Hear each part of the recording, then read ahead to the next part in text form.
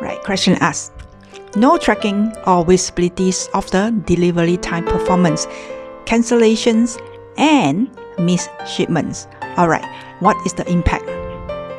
These problems makes it difficult to monitor your KPI, judge performance, and replace the services if needed. Well, how to solve it? There's 3 options here.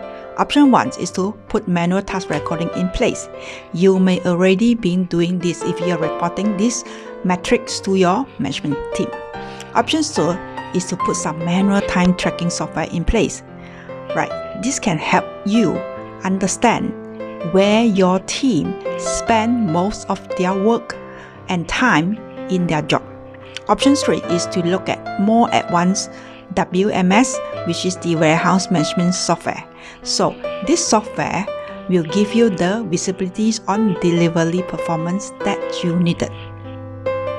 And this software could also help you with tracking any issues that do arise in a standard way you can report on, such as your KPI for your vendor performance, your employee receiving timestamp. So with this software, you can have the tracking and visibilities of the customer delivery performance, cross-check the expected required delivery date against the actual delivery sent to your customer to give you the KPI informations.